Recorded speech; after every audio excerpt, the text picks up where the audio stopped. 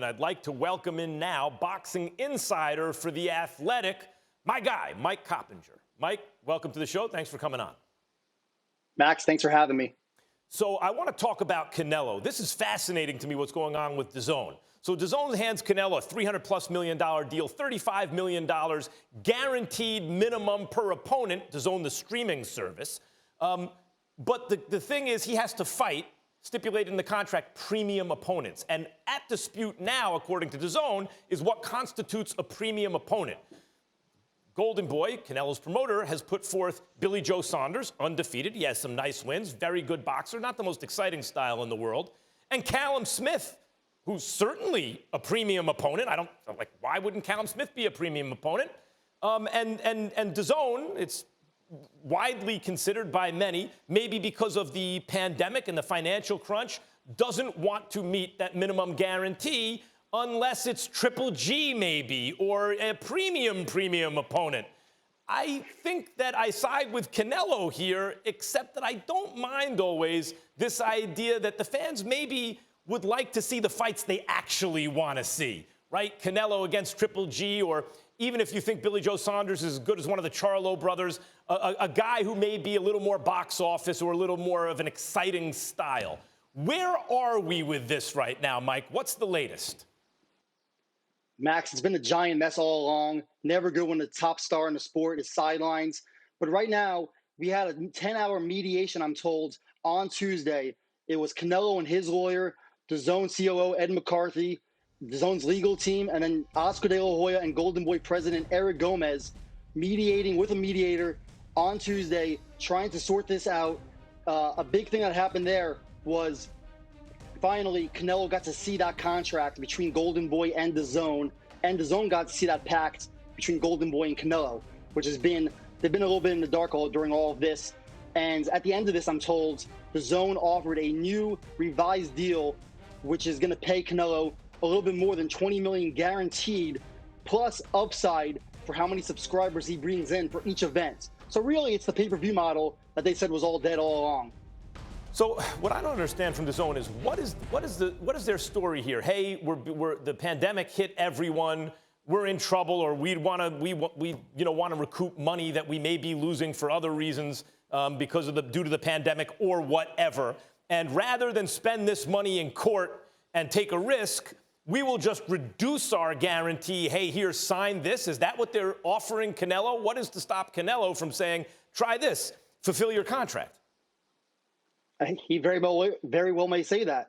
And there was a little clerical error when they filed the lawsuit earlier this month, and I'm told they have until Monday to refile that. So I would be surprised if they didn't refile, but if they didn't, that would be a good sign. I think the reason why Canelo might say, all right, let me think about it, or counter, is the opportunity cost, Max, of not fighting this year. And, how long would this legal battle play out? We saw Mikey Garcia sidelines for a while. We saw it happen with Andre Ward. Does Canelo Alvarez, at 30 years old, at the height of his powers, the pound-for-pound best fighter in the world, want to be sidelines for however long it takes to sort this out? Well, he's one of the top three, and some people do have him number one. I don't, but you can obviously make the argument. Especially now, Mike, it's tough for him because he moved up to 175 pounds. And Canelo really is a junior middleweight when he started. Middleweight, super middleweight, light heavyweight. It's a lot of movement upward to fight a guy who not long ago was the boogeyman of the division in Kovalev before Andre Ward stripped him of his aura of invincibility, but still a hard fighter to beat, and Canelo beat him up and knocked him out. It seems like that's career momentum that's being stalled now, and you're saying that may be part of what DAZN is offering in terms of incentive. Hey, sign this and we can get the ball rolling again. But I want to take it from the point of view of premium opponents. I think Callum Smith's a premium opponent. I'd love to see that fight. But if someone said, here, give me your order of preference, Canelo fights. Who do you want to see him fight? Well, if he's at 175 pounds, I'd love to see him fight Better Biev, right? Or if he's at 168 or 175, Bivol may be the best guy. Or if he's going to be at middleweight, maybe a rematch with Triple G. If it was just based on quality of opponent, maybe Demetrius Andrade, even if that's not the most exciting styles matchup in the world. And Callum Smith would fit in there, but not at 1 or 2 or maybe 3. Does DAZN, are they making, to your knowledge, or do they have some kind of case like that? Like, it needs to be the top 2 or 3 consensus guy that you should fight? And what does premium mean? Does it mean just quality of opponent? Does it mean what they bring to the table financially? Has DAZN made clear how they define premium opponent? Max, great question. The zone is defining premium opponent as a fighter that might help Canelo draw 1 million subscribers plus for that event. So, Gennady Golovkin 1 and 2 against Canelo both drew over 1 million pay-per-view buys on HBO. So did Julio Cesar Chavez Jr. And those are the kind of fights they're looking for. They see the kind of fights that Canelo did, whether it was against Arizona Lara or it was against Alfredo Angulo, those fights that did in that 400, 700 range as non-premium opponents, and they think Billy Joe Saunders, Callum Smith, Jacobs, and Kovalev all fall in that range. And really, Max, this all boils down to one thing. Canelo did not fight Triple G in 2019. When DAZN did this deal for over $300 million, they had it structured around facts. They thought they would get that fight.